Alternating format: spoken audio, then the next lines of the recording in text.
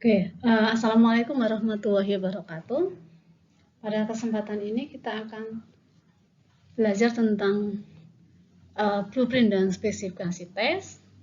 Ya, nanti kita akan bahas satu-satu. Tetapi sebelumnya saya mau mengingatkan kembali mengenai materi yang sudah kita pelajari di pertemuan sebelumnya, yaitu mengenai karakteristik dari konstruk kita. Apakah konstruk kita itu unidimensional, konstruk kita memiliki satu dimensi, atau multidimensional, baik yang correlated maupun uncorrelated. Kita harus perhatikan betul supaya kita tidak salah di dalam scoring maupun aspek yang lain seperti interpretasi. Ya. Nah, kita lanjutkan mengenai blueprint dan spesifikasi tes. Yang pertama mengenai blueprint ya. Jadi blueprint itu adalah sebuah tabel yang memuat aspek atau dimensi keperilakuan dan indikator masing-masing aspek atau dimensi beserta komposisi itemnya. Ini adalah contoh dari blueprint dari skala regulasi diri, di mana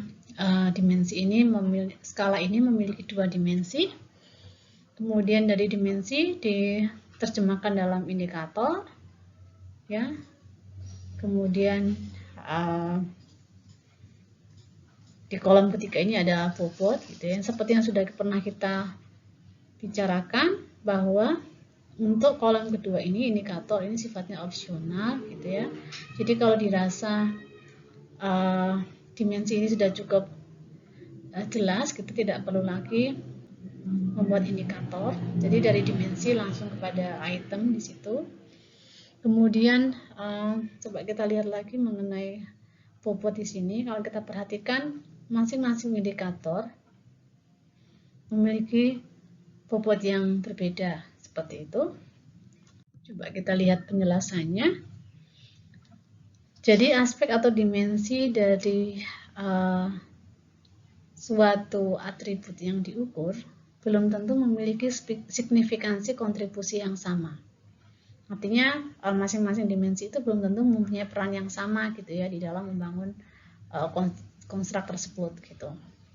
Jadi dimensi atau aspek yang mempunyai peran lebih besar atau kontribusinya lebih besar ya, itu nanti pembobotannya harus lebih besar dibanding dimensi yang kontribusinya kecil seperti itu ya. Kemudian bagaimana cara kita menentukan proporsional tersebut ya, didasarkan pada teori dari konstruk tersebut atau hasil analisis faktor yang pernah dilakukan oleh peneliti sebelumnya ya.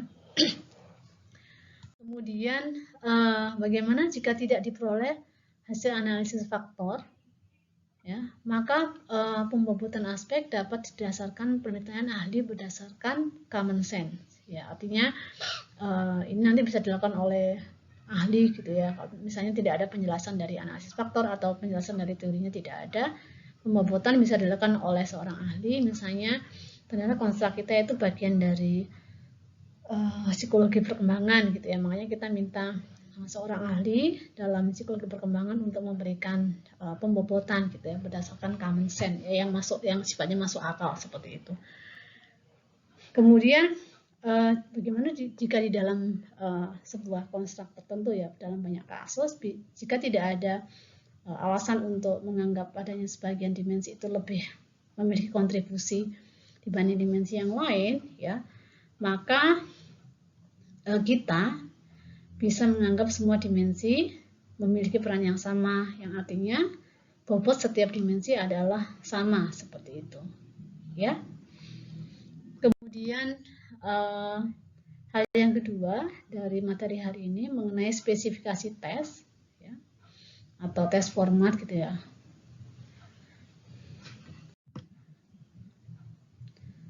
Di sini ada beberapa hal yang terkait dengan pemilihan tes format ya. Yang pertama adalah tes format itu sendiri, dia adalah mereferensi kepada tipe dari item yang ada di dalam sebuah tes seperti itu. Dua hal aspek penting di dalam format tes, yang pertama adalah stimulus, Yang kedua, mekanisme for respon. Jadi cara kita merespon, cara subjek merespon, apakah dia multiple choice, true false, matching dan sebagainya. Ya, kemudian di sini yang perlu diperhatikan dalam tes format ini adalah tes item. Ya, jadi seperti apa nanti item-itemnya? Item itu adalah stimulus yang dipresentasikan, yang diberikan kepada test taker gitu ya. Kemudian kita juga harus perhatikan mengenai perencanaan gitu ya, dari membuat alat ukur ini yang terdiri dari purpose-nya, dari tujuan kita membuat alat ukur itu apa, targetnya itu siapa, bagaimana administrasinya, begitu juga scoringnya seperti itu.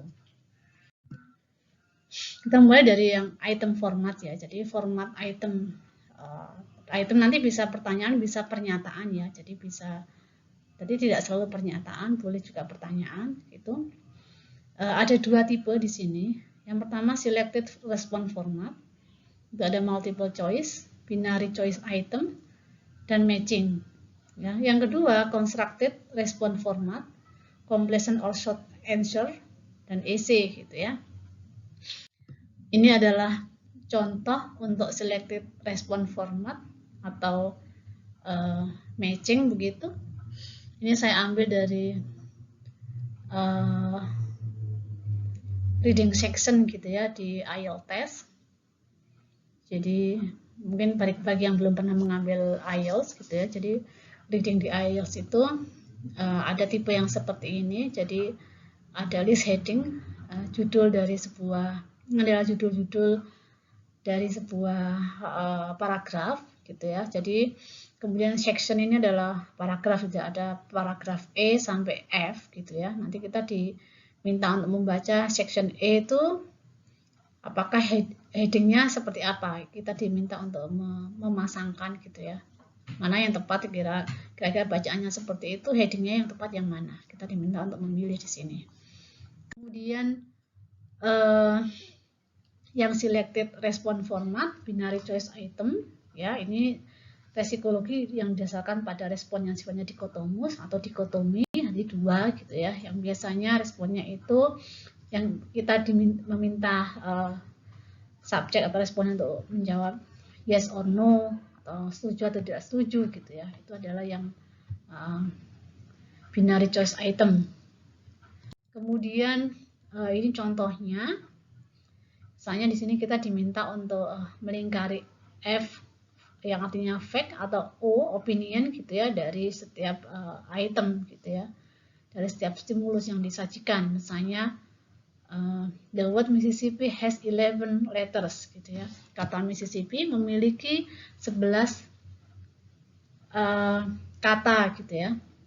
11 huruf maksud saya.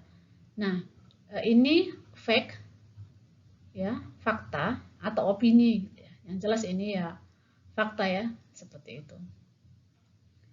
Kemudian item yang kedua, the best way to wash a car with a sponge. Ya, ini berarti cara terbaik untuk mencuci mobil dengan spons gitu ya. Saya pikir ini adalah sebuah opini ya, karena bisa jadi ada cara-cara yang terbaik yang lain untuk mencuci mobil selain menggunakan spons gitu. Kemudian ini yang selected response format, multiple choice. Kita sudah sangat akrab dengan tipe soal seperti ini. Ini adalah contoh section listening dalam tes IELTS begitu.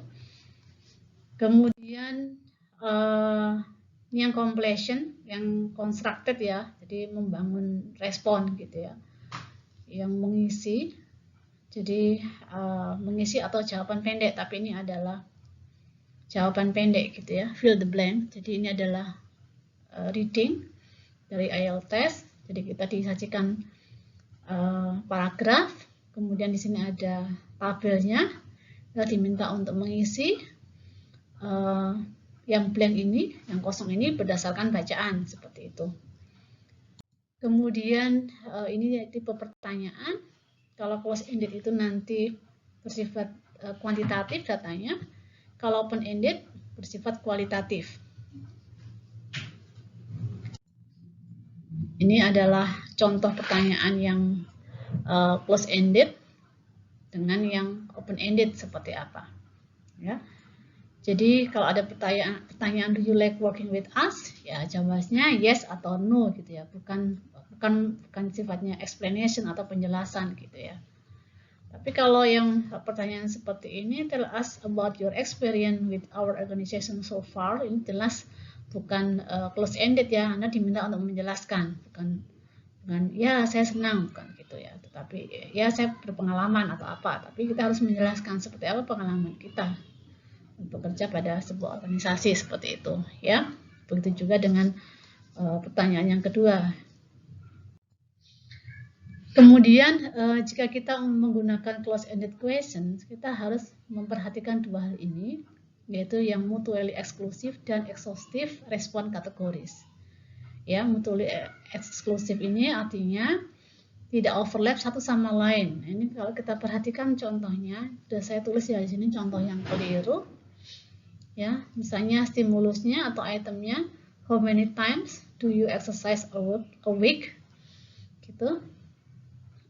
Kenapa ini salah? Kalau saya jawabnya 2, saya mungkin bingung, saya mau jawab yang kedua apa yang ketiga. Ini kan berarti overlap ya, tumpang tindih. Berarti yang benar kan harusnya 01, 23, 45, dan sebagainya, seperti itu. Ini adalah, jadi kita harus perhatikan responnya supaya tidak overlap. Kemudian karakteristik yang kedua, exhaustive, di sini berarti semua jawabannya harus mencakup semua kemungkinan jawaban, gitu ya. Jadi ini yang ditanyakan adalah annual pre-tax income. Ini dimulai dari 10.000 sampai 90.000 ke atas. $10.000 sampai $90.000 gitu ya.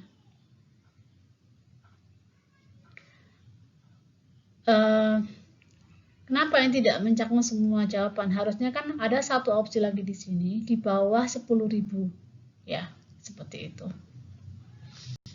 Oke, kita lanjutkan sekarang respon formatnya. Ada 2 di sini, tipe close-ended respon kategoris, yaitu dikotomus dan multikotomus. Ini yang dikotomus D itu berarti 2 ya, kalau multi lebih dari 2. Ini yang binary for choice, ini mungkin kalau Anda pernah mendapatkan di apa ya namanya, psikodiagnostik atau yang tes-tes yang sudah dipelajari gitu ya, itu yang EPPS itu binary for choice ya sifatnya. Jadi responden dipaksa, namanya for choice gitu ya, dipaksa untuk memilih satu di antara 2 ini yang paling menggambarkan tentang dirinya, seperti itu. Kemudian multikotomus respon format, ini yang rating scale, sudah sangat familiar. Kalau kita perhatikan mungkin yang mencolok di sini adalah ini responnya ada 5 ya, masing-masing responnya ada labelnya, namanya full labeling respon kategori. Jadi setiap apa namanya respon ada labelnya ya. Kemudian contoh yang lain, end label respon kategori. Jadi yang di akhir aja, awal dan terakhir yang akan kita beri label. Masih labelnya penjelasan gitu ya. 1 itu artinya apa, 7 apa. Berarti kan kalau di sini kita bisa mengira-ngira seperti itu. Kemudian tipe yang ketiga, middle labeling respon kategori. Jadi jenisnya seperti ini, kita bisa memberi label hanya yang pertama, tengah, dan terakhir seperti itu ya. Kemudian phases of rating scales ya. Jadi misalnya ini banyak kita jumpai di tempat-tempat yang berikan pelayanan, misalnya di kantor-kantor atau bank misalnya, bagi pekerja baru, kadang-kadang responden diminta untuk memberikan penilaian ya, seperti itu. Nah, ada beberapa hal yang perlu kita perhatikan di dalam pemilihan format. Jika kita menggunakan rating scale format ini, yang nanti akan berpengaruh kepada aspek validitasnya. Di sini ada 4. Yang pertama, the number of response categories. Jadi jumlah respon kategorinya 5, 4, atau 7 misalnya, itu akan berpengaruh juga kepada validitasnya, baik secara substantif maupun secara struktural begitu ya. Kemudian penggunaan respon yang di tengah gitu ya. Yang ketiga, penggunaan frase secara negatif gitu ya. Misalnya itemnya negatif itu saya tidak apa gitu. Kadang-kadang kan itu kan memberikan persepsi yang berbeda atau pengertian yang membingungkan gitu ya bagi responden seperti itu.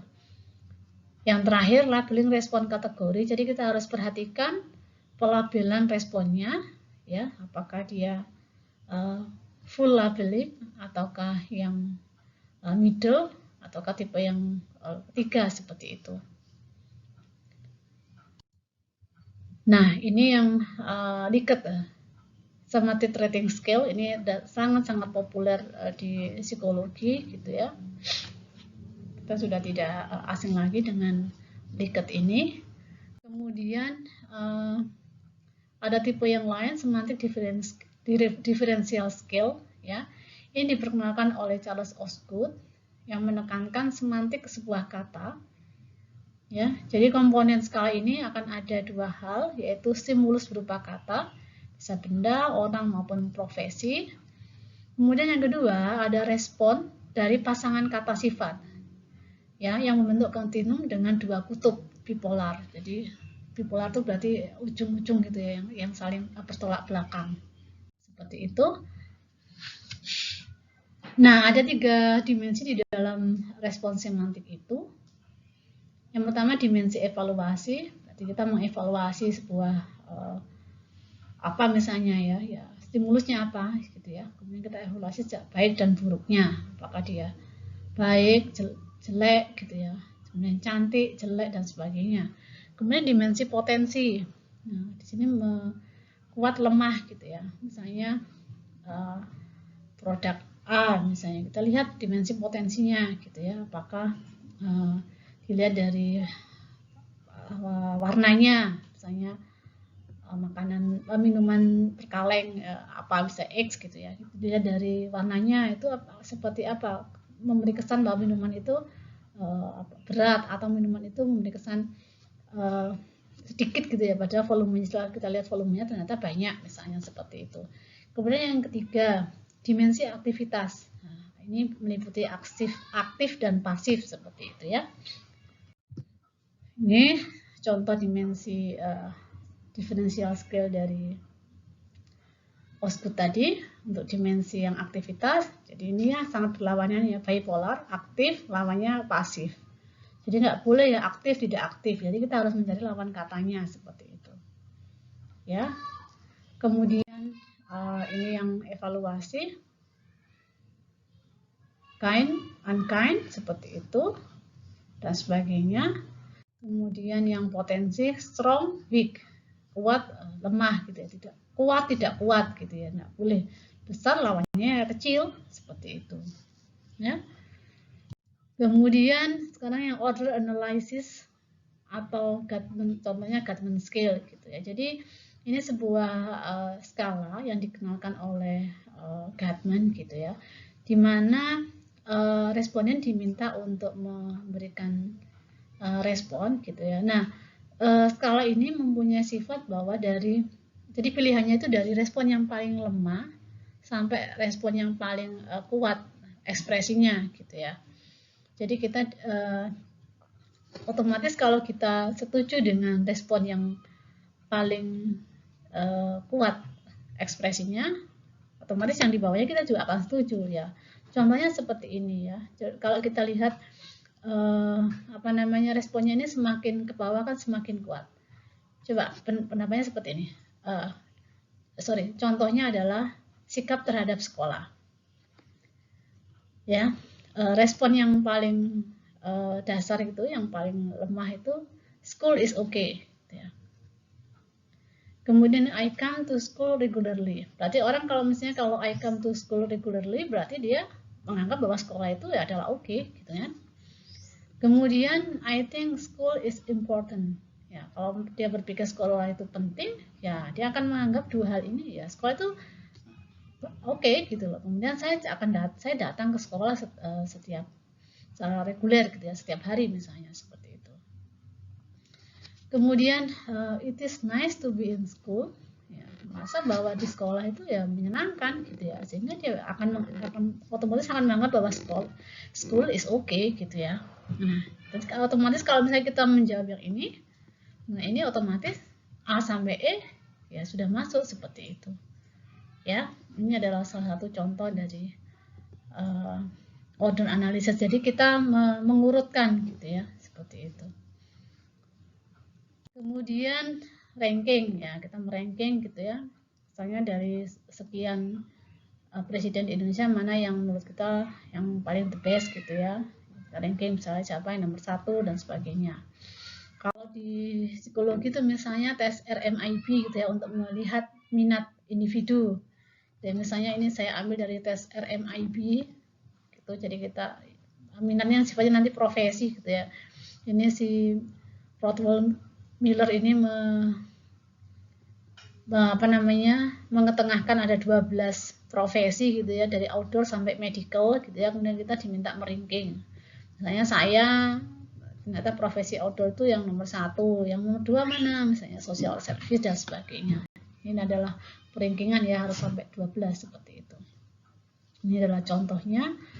Kemudian checklist itu berarti kita memberikan cek itu berarti sudah gitu ya, artinya ya. Misalnya pertanyaannya selama 4 semester terakhir sudahkah Anda mengambil mata kuliah yang tertera di bawah ini. Misalnya ini dosen PA ya, supaya tidak ada yang terlewat gitu ya. Biasanya banyak sekali kasus di akhir-akhir kuliah mau